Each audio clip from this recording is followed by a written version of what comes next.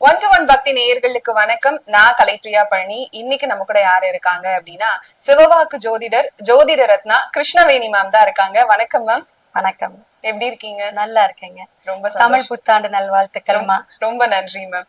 பொதுவாவே வருடம் பொருந்தாலும் சரி, மாதம் பொருந்தாலும் சரி, எல்லா மக்களோட மனநிலையும் நம்ம ராசிக்கு எப்படிதான் இருக்கும், அதை தெரிஞ்சுக்கணுமே அப்படிங்கிற ஒரு ஆர்வம் அவங்களுக்குள்ள இருக்கும். ஏன்னா பெரும்பாலும் ஜோதிடர்கள் சொல்றதை கேட்டு நிறைய பேரோட வாழ்க்கையில பல விதமான மாற்றங்கள் இங்க நடந்திருக்கு அப்படிங்கிறதுனால அந்த நம்பிக்கை மக்களுக்கு ஆட்டோமேட்டிக்கா வந்துருது இல்லையா? சோ இந்த புத்தாண்டு, அதுவும் தமிழ் புத்தாண்டு வரப்போது, இந்த தமிழ் புத்தாண்டு ஒவ்வொரு ராசிகளுக்கும் எப்படி இருக்கு அப்படின்னு சொல்லிட்டு சொல்லுங்க மேம். அனைவருக்கும் நல்வாழ்த்துக்கள், புத்தாண்டு தமிழ் நல்வாழ்த்துக்கள். அதாவது 60 தமிழ் புத்தாண்டுங்கிறது இருக்குங்க. 60 வருடங்கள் இருக்கு. அதுல பராபவ வருடம் அப்படிங்கிறது ஒரு சிறப்பான ஒரு விஷயம். அவமானம், கெட்ட பேரு, சின்ன சின்ன இந்த போர்க்களம், பராபவ அப்படின்னா ஒரு பரபரக்கக்கூடிய அமைப்புல இந்த அரசியல் சார்ந்து ஆன்மீக துறையிலையும் சில பிரச்சனைகள் எல்லாம் ஏற்படுத்தக்கூடிய வருடமாக இந்த வருடம் நிறைய பஞ்சாங்கத்துல நமக்கு தகவல் கொடுத்திருக்காங்க. பிரபஞ்சத்துல பாத்தீங்கன்னா இந்த பஞ்சபூத தத்துவத்துல நீர், நிலம், காற்று அப்படிங்கறதுலயும் சில விஷயங்கள், இடர்பாடுகள், பூகம்பம் அல்லது நீர் சம்பந்தமான பிரச்சனைகள்லாம் வரும். அழிவை கொஞ்சம் சந்திக்கக்கூடிய அமைப்பு உண்டு அப்படிங்கிறதும் ரொம்ப ரொம்ப நம்ம கொஞ்சம் கவனமாக இருக்கக்கூடிய ஆண்டாக இருக்கு. சதயம் நட்சத்திரத்துல பிறக்கக்கூடிய இந்த ஆண்டு எப்படின்னு பாத்தீங்கன்னா, கிரகங்களுடைய அமைப்பு ராகு கேது சர்பம் அப்படிங்கக்கூடிய அந்த இதுல லாக் ஆகுது. கால சர்ப தோஷம்பாங்க. அப்ப கும்பத்துல ராகுனா இங்க சிம்மத்துல கேதுங்க. மத்த கிரகங்கள் 7 அடைவுக்குள்ள வருது. இது ஒரு சிறப்பான ஒரு விஷயம். நம்மளுடைய பிறப்பு ஜாதகம், ஜனனம், எந்த டைம், எந்த லக்கண புள்ளி, ராசி, இத வச்சுதான் நம்ம சொல்றோம். அதே போலதான் இது. கண்டிப்பா ஒரு நம்ம நாட்டுல சுதந்திரம் பெற்ற அந்த நாள் நேரத்தை கூட குறிச்சு வச்சிருக்காங்க. அப்ப ஒவ்வொரு காலகட்டத்திலையும் அது ஒரு தசா புத்திய சொல்றது. அதே போல அந்த கிரகத்துடைய கோச்சார இணைவுகள், அந்த இணைவுகள் நம்ம கிரகத்தோட சேரும் பொழுது பாவகத்தன்மையா நிறைய பல பரிமாணங்கள் ஆண்டுக்கு மாதத்துக்கு மாதம் மாறும். அப்ப ஆண்டு கோளாக மாறக்கூடியது 2.5 ஆண்டுக்கு ஒரு தடவை சனி பகவானுங்க இப்ப மீனத்துல பிரவேசிச்சுட்டு இருக்காரு. குரு ஒரு விசேஷ சுபகிரகம். அது பாத்தீங்கன்னா மிதுனத்துல இருந்துட்டு இருக்காரு ஆல்ரெடி. அடுத்தது பாத்தீங்கன்னா உங்களுக்கு கடகம் அதிசார குருவாக அடுத்த ஆண்டு உங்களுக்கு சிம்மத்துக்கு அப்புறமும் கடகத்துக்கு மாறக்கூடிய ஒவ்வொரு ராசிக்காரர்களுக்குமே அந்த மிதுனம், கடகம், சிம்மம் 3 இடத்துக்கு வரும் பொழுது குருவுடைய பரிமாணம் எப்படின்னா இதெல்லாம் கலந்த கலவையாக நம்ம ஒவ்வொரு ராசிக்காரர்களுக்கும் பலாபலன். இதுல என்ன நம்ம பரிகாரம்ங்கிறத ஆட் பண்ணி சொல்றோம். கண்டிப்பா மேம்.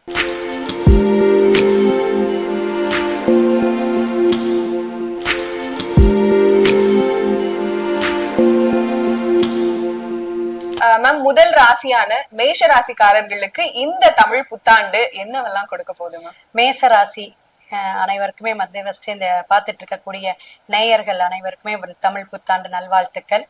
சூரியன் உச்சம் பெற்று பிரவேசிக்கக்கூடிய காலகட்டம் தான் சித்திரைங்க.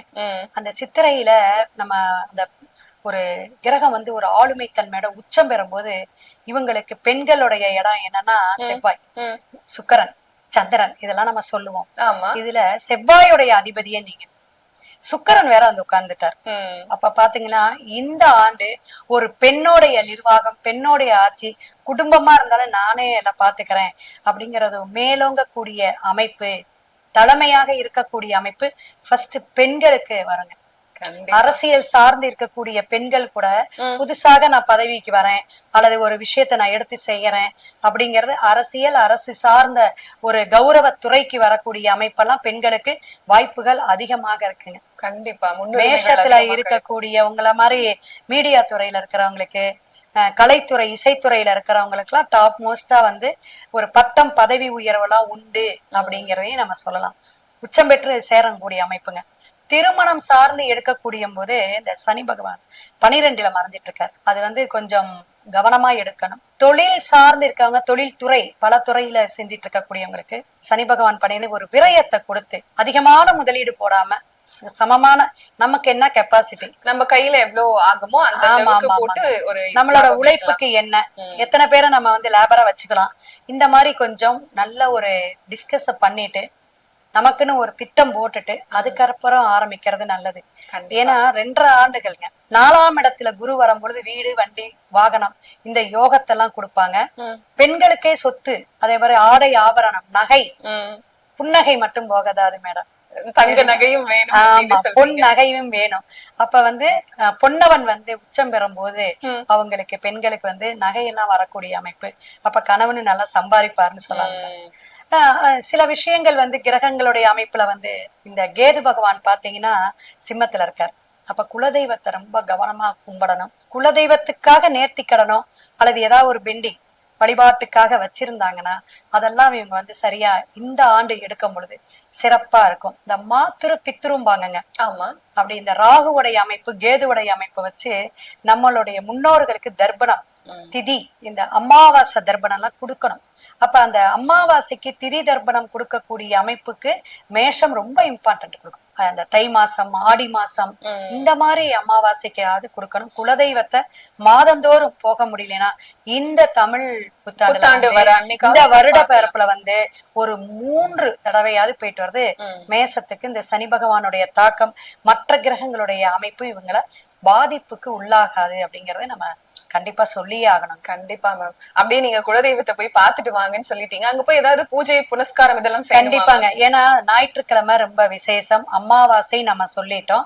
இதுல வந்து இந்த பெண்களுக்கான விஷயங்கள் என்ன அப்படின்னா, அம்மாவளியில சொத்துகளோ அல்லது அம்மாவளியில உடல் தொந்தரவோ, அம்மாவுக்கே உடல் ஆரோக்கிய குறைபாடு, மருத்துவ செலவெல்லாம் கொடுக்கக்கூடிய அமைப்பு உண்டுங்க. அப்ப அவங்க மாதிரி இருக்கிறதுனால இவங்க என்ன செய்யலாம், நல்ல ஒரு வடை பாயாசம், ஒரு நெய்வேத்தியத்துக்கு சக்கரை பொங்கல், அது மாதிரி ஒரு நிவர்த்தியா நம்ம செய்யக்கூடியது ஆத்மார்த்தமா இருக்கணும். அந்த வழிபாடு ஃபேமிலியோட போகணுங்க மெயினா. கண்டிப்பா. ஏன்னா முதல் ராசி அந்த நான் சொல்லுவேன் மேஷத்துக்கே வந்து இந்த சிவன், பார்வதி, பக்கத்திலே விநாயகர் இருப்பார். கோச்சிட்டு இருந்தால் இந்த பக்கம் அந்த பக்கம் உட்கார்ந்துருப்பாங்க.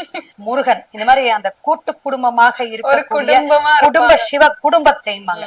சிவ குடும்ப வழிபாடு மேஷத்துக்கு இந்த வருஷம் ரொம்ப ரொம்ப நல்லா இருக்குங்க. ஏன்னா செவ்வாய், புதன், சனி பகவான் 12. அப்ப உறவுகள், சகோதர சகோதரிகள் இவங்க மாதிரி இருக்கிறவங்க கிட்ட கொஞ்சம் பிணக்கு, சின்ன சின்ன பிரச்சனைகள், சின்ன சின்ன மன வருத்தத்தை கொடுக்கக்கூடிய அமைப்பு. ஒரு ஃபங்க்ஷனுக்கு போறோம், சரியா பேசல, அதுக்கு கூட மூஞ்சிய தூக்கி வச்சுக்கிறாங்க, பேசாம போறாங்க அப்படிங்கிற மாதிரி கொஞ்சம் வெளியே பேசக்கூடிய அளவுக்கு எல்லாம் நமக்கு ஒரு சின்ன சின்ன கெட்ட பேர் வரலாம். கண்டிப்பா. பெண்களுக்கு தான் நம்ம சொல்றோம், அதை கொஞ்சம் விட்டு கொடுத்து போகலாம்னு சொல்றீங்க. கண்டிப்பா. அதே போல படிக்கக்கூடிய மாணவர்களுக்கு இந்த வருஷம் வந்து அப்ப ஜூன்ல இருந்து நல்லா படிப்பாங்க. இந்த வருஷம் வந்து இப்ப மேயோட முடிஞ்சு போயிடும். ஜூன் ஜூலைல அந்த ஸ்டார்டிங்லயே பிள்ளைங்க கடகடன்னு படிக்கிற ஒரு ஆர்வத்தை காட்டக்கூடிய தூண்டுதல் இருக்கும். காலேஜ் போடுறாங்க, பையன் பரவாயில்லையே, இங்க விட காலேஜுக்கு பொறுப்பா போறாரு அப்படிங்கறது அந்த உச்சம் பெற்ற குரு இவங்களுக்கு நல்ல ஒரு கல்வி ஞானத்தை கொடுக்கக்கூடியது. படிக்கக்கூடிய மாணவர்களுக்கு நல்ல ஒரு அமைப்பை கொடுக்கும். கண்டிப்பா மேம். இப்ப இதே போல குழந்தை பாக்கியம், அதாவது குழந்தைக்கு எதிர்பார்த்துக்கிட்டு இருக்கவங்களுக்கும் இந்த தமிழ் புத்தாண்டுல சிறப்புங்க. ஏன்னா குரு பகவானதான் நம்ம வந்து குழந்தை பாக்கியம் சொல்றோம். இப்ப குரு கேது இருக்காரு, சின்ன சின்ன தடைகளோ ஒரு தாமதத்தையே கொடுத்துக்கிட்டு இருக்கோம். அவங்களுக்கு எல்லாமே ஒரு மருத்துவ டெஸ்ட்லயோ அல்லது ஒரு மெடிசன் சாப்பிட்டுட்டு இருக்காங்க, அதெல்லாம் கொஞ்சம் இப்ப சரியா அவங்களுக்கு ஒரு விருத்தியை கொடுக்கக்கூடிய, வம்சத்தை கொடுக்கக்கூடிய காலகட்டம். அதனால ஹாப்பியா இருக்கலாம். குழந்தை பாக்கியம் இல்லாதவங்களுக்கு, எதிர்பார்த்துக்கிட்டு இருக்கிறவங்களுக்கு குழந்தை பாக்கியம் உண்டுங்க. கண்டிப்பா மேம். ரொம்ப பாசிட்டிவா சொல்லியிருக்கீங்க.